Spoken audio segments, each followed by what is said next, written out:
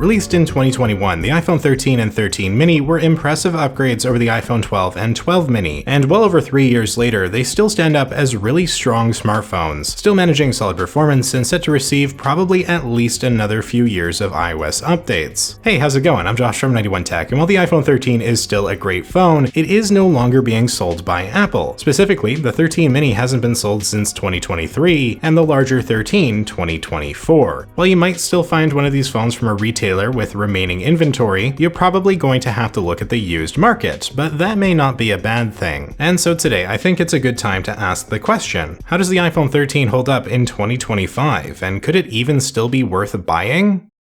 Firstly, this video will apply to both the iPhone 13 and 13 mini. The two phones are exactly the same aside from the size, with the mini having a 5.4-inch display and the larger 13 having the more standard 6.1 inches that we see on the base iPhone 14, 15, and 16. The 13 mini was the final mini iPhone, and there likely won't be any other small phone quite like it ever, meaning if you're someone who prefers the compact form factor, this device may in fact be the best you'll ever be able to buy. The only real downside of the 13 mini is the smaller battery, which, while better than the 12 mini's life, still isn't great, especially as your battery health might degrade. But if you can keep a charger nearby, or maybe just aren't doing too much with your phone day to day, I do think it's a livable compromise, just based off of the experience of 13 mini owners I know. The regular 13 is definitely better for battery life, though again, once that battery health is low, it will likely be inconsistent, especially once the percentage is specifically around that 80% mark or so, and you can always get a new battery through Apple to fix this. But let's not get too ahead of ourselves. The question on the table today, is the iPhone 13 worth it? Well, it depends, but generally I would say yes. It's a unique phone in that it manages to be a pretty solid upgrade over the iPhone 12, while also being almost identical to the iPhone 14 in every way, which is a phone still being sold for $600 brand new by Apple. And when I say identical, I really mean it. Not only does the iPhone 13 look the same from the outside, but there's very little change on the inside. The iPhone 14 has the chipset from the 13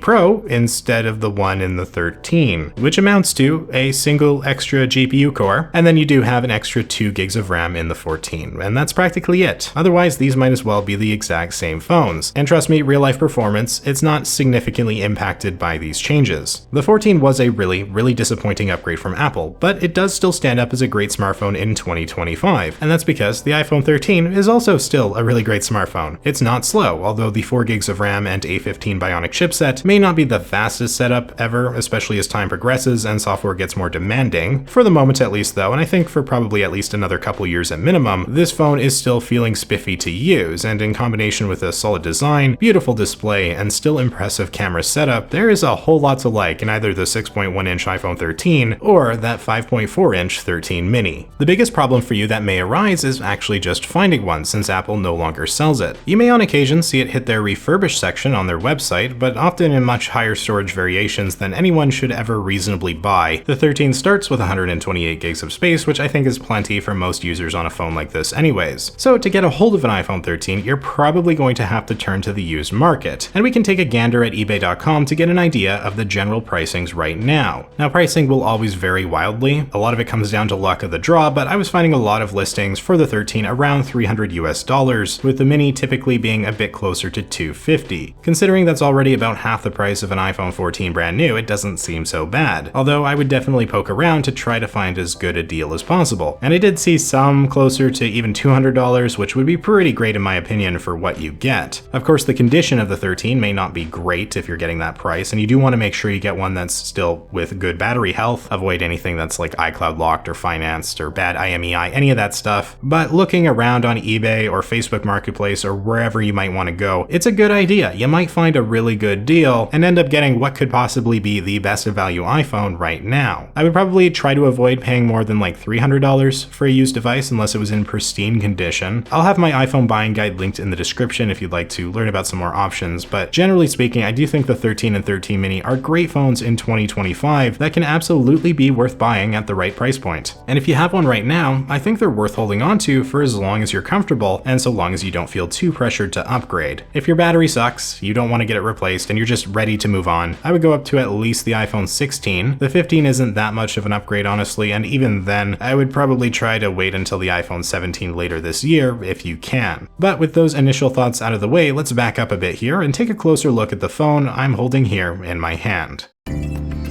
The iPhone 13 is a really nice looking phone front to back, and it looks very similar to the 12 with the exception of the now diagonally placed dual camera lenses. The glossy glass and aluminum frame both looks and feels premium, coming in a nice array of color options. I of course have the Starlight model personally, which is Apple's fancy name for white, but it does look really nice. The design is also completely identical to the iPhone 14, again to the point that you can't even really tell the phones apart from each other. On the bottom of the device we have the Lightning port, no USB-C yet, that would not hit until the iPhone 15, so any old iPhone chargers should still work on this phone. We've got a good number of features here you would expect as well, like wireless charging, fast charging with the appropriate power brick, MagSafe, and IP68 water and dust resistance. Turning to the front of the phone, we're greeted with the gorgeous high-resolution OLED display, thin bezels, and the now smaller notch. This was a decent reduction from the iPhone 12 the year before, which is especially nice on the 13 mini, where the notch naturally would take up more screen real estate and feel more intrusive. The display is 60Hz, and the 13 Pro was the first iPhone to bring Pro Motion, something still exclusive to Pro model iPhones, where the frame rate is basically doubled and it makes the entire experience feel more smooth and buttery. But it is a feature that's mainly cosmetic and won't really make much impact for the majority of users. Basically, the 13 is great, don't worry too much about it. The 13 was also of the final iPhones in the US to still include a physical SIM tray. Starting with the iPhone 14, that would be replaced with eSIM outright. Although in other countries like Canada, iPhones still do come with SIM slots. Either way, it's here on the 13 if you prefer to have it, and we do of course also have 5G networking as well, which had come on the iPhone 12 the year before. Let's talk about the cameras, which are always one of the most important aspects of any smartphone, and an area where iPhones have improved a good bit in the past few years, although I do believe the 13 still holds up very well. On the front, we've got the 12 megapixel selfie camera, which will take good pictures, nothing too crazy. Then on the back, we've got that dual lens setup with the 12 megapixel ultra wide and 12 megapixel wide lens, making for 0.5 and 1x zoom ranges. This offers some nice versatility, and the quality of pictures in the right conditions can still be really impressive even by 2025 standards. Now to be clear, this is not a recent $1,000 flagship smartphone, it's not going to blow you away, but it still holds up really well even when you get into lower light situations, reliably capturing pictures that at worst are usually at least decent. Yes, a newer iPhone will be better, although for any real improvement, you'd want to look to at least the iPhone 15, and even then, if the cameras are really important to you, I'd be looking at an iPhone 16 Pro or maybe a 15 Pro if you can find one. But considering what this phone now costs on the used market, and the fact that it's already approaching 4 years old, well, it's pretty hard not to be at least a little impressed by some of its results. It does the job and it does it well, and I don't think it would be fair to ask for too much more than that. We also have really good video recording and up to 4K at 60 frames per second, as is the standard, and overall this is just a solid camera setup, and one that has aged really well.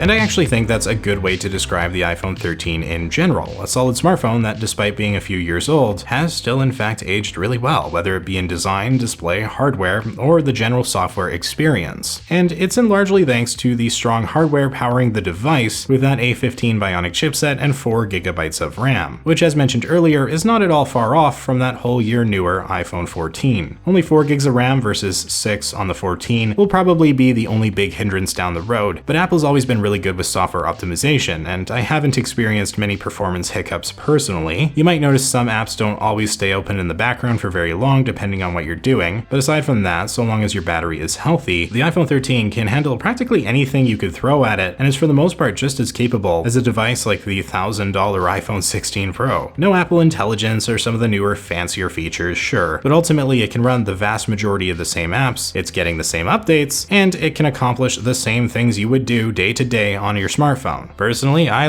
never use Apple Intelligence. I can, but I really don't. And I think that applies to probably most people, even those who are on the newer iPhones. As of making this video, iOS 18 is performing quite well on the 13, and I would expect another few years of iOS support, in the very least to late 2027, but it could easily get another year or even 2 longer, maybe more, I don't know, depending on how Apple handles things. You can be pretty confident that it will feel fast for the remainder of its life, or the very least not slow, and we've really come to to a point that even years-old smartphones like this seem to just be holding up better and better every year. Although again, of course, part of the reason this phone holds up as well as it does is because of how little the iPhone 14 changed from it. If you can get a good deal on the 13 or 13 mini, I absolutely think these phones are still worth it in 2025, and may just be the best iPhones you can buy from a pure value standpoint, being cheap enough on the used market to feel very reasonable, and still having the potential for a few more years of major iOS updates. It's a real pity that Apple no longer has a small size option like the iPhone 13 mini anymore, and I've done a video on that before, but it just sucks. I know people with the 13 mini, and there is no direct iPhone upgrade for them to get. They're kind of just stuck buying a bigger phone eventually. It really does feel like Apple has left a small but dedicated portion of their consumer base out in the cold. But thankfully, both the 13 and 13 mini are strong enough smartphones that you'll be at least able to get by on them for a bit longer. And while yes, everyone has to upgrade eventually, whether you're already on the 13 or just getting one now, I think you can have confidence that the 13 more than holds its own in 2025 and will continue to do so for the foreseeable future. Really, the only big catch here is battery life, which even when healthy, particularly on the 13 mini, really may not be very good. But if you're not a heavy user or keep a charger nearby, I don't think you'll have too much issue. Just be aware that it can be a problem. And so with that, I think I'm right about done here. Not too much to say today. These are still great iPhones right now. Are any of you using the iPhone 13 or 13 mini? How's it working for you? How's that battery life on the 13 mini? Is it a bit rough? Make sure you leave a comment down below. If you found this video helpful or interesting, please hit that like button and consider subscribing for more tech content. Thank you all so much for watching. I am Josh from 91 Tech, and I will see you all next time.